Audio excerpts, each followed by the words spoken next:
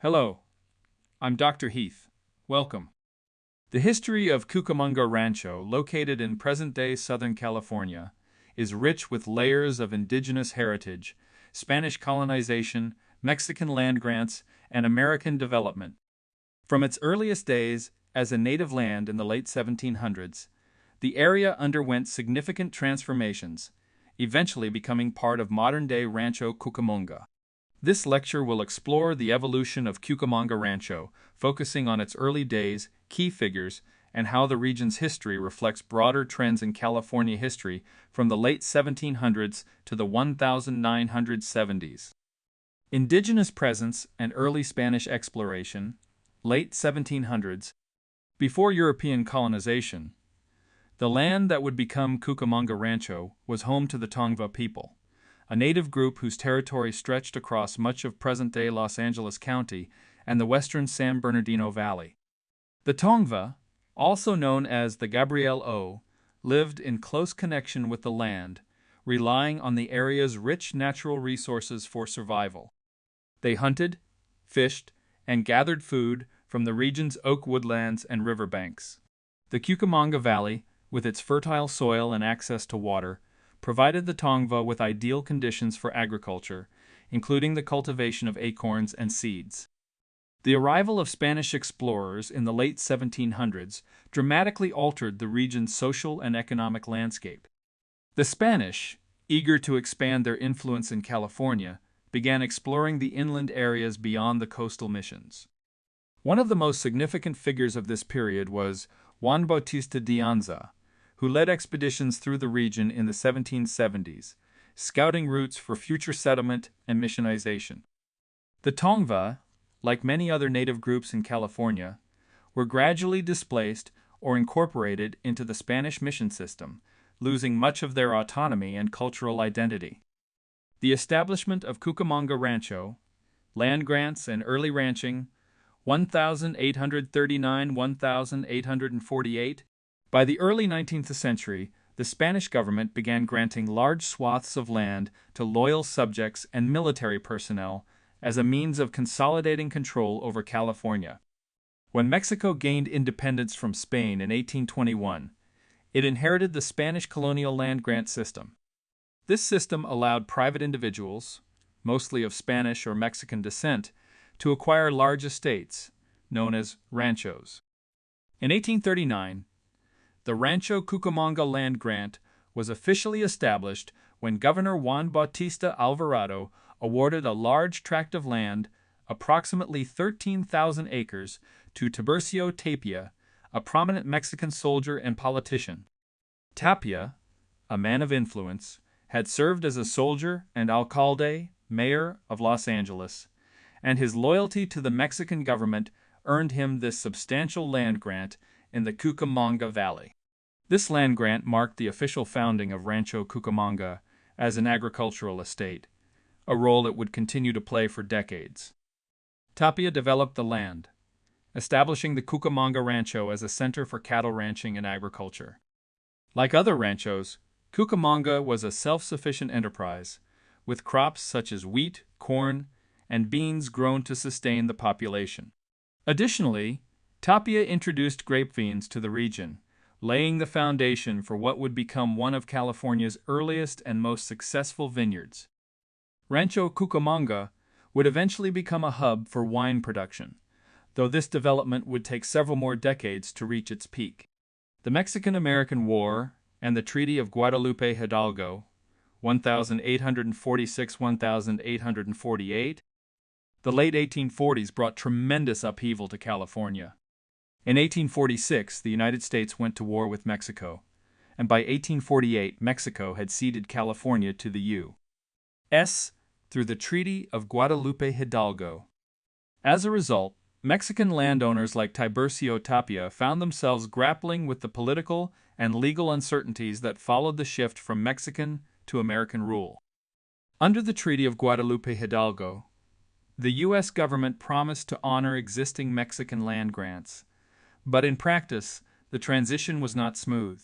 Many Mexican landowners, including the heirs of Tapia, faced challenges in proving the legitimacy of their land claims in American courts. Legal disputes, complicated by changing land laws, often dragged on for years.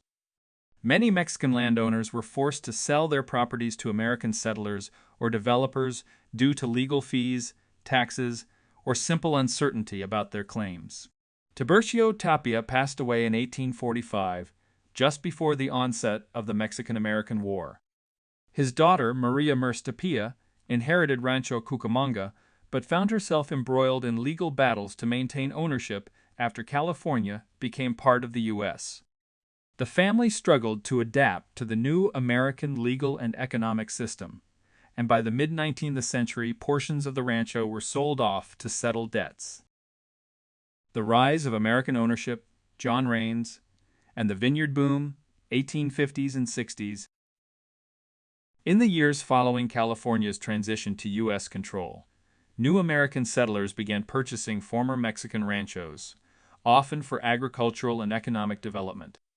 One of the most prominent figures in Cucamonga's history during this period was John Rains, a wealthy entrepreneur who acquired the Cucamonga Rancho in 1858.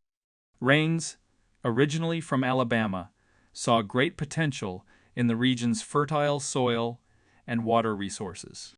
Under Rains' ownership, Rancho Cucamonga continued to expand its agricultural operations, particularly focusing on viticulture. Rains recognized the potential for grape growing and winemaking in the Cucamonga Valley's Mediterranean-like climate.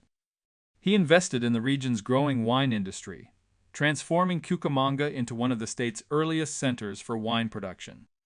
By the 1860s, vineyards covered much of the rancho, and Cucamonga wines began to earn a reputation across California.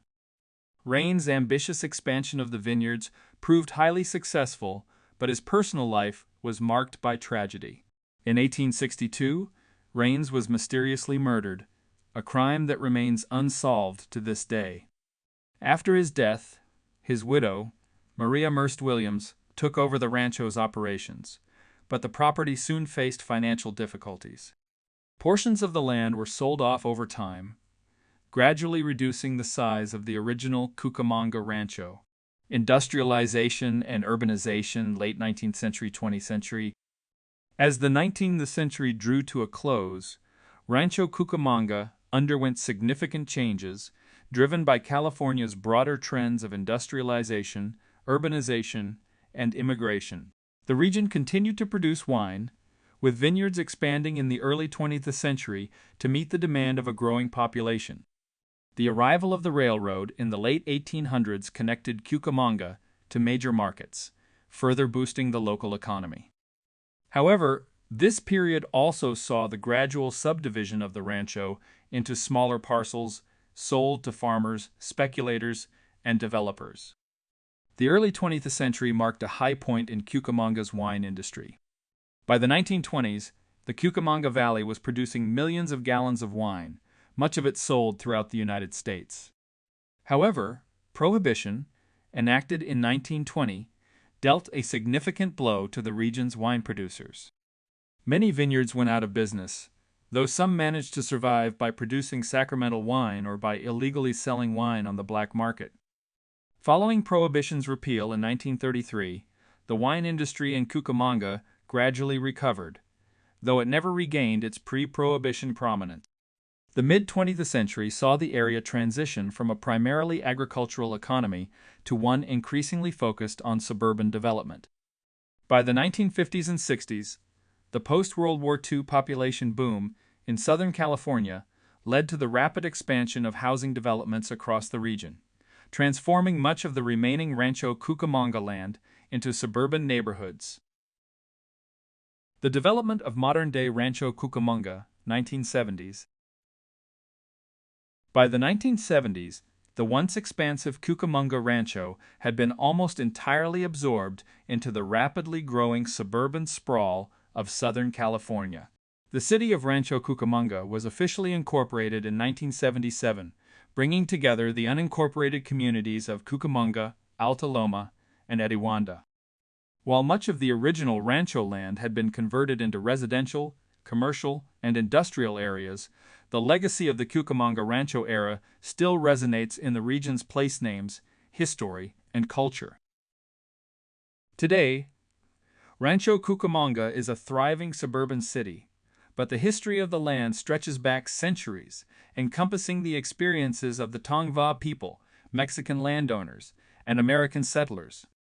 The Cucamonga Rancho's journey from native land to a Mexican land grant, a wine-producing hub, and finally a modern city, mirrors the broader story of California's transformation over centuries. Through its history, we can trace the complex and often tumultuous process of cultural, economic, and social change in Southern California. Thank you.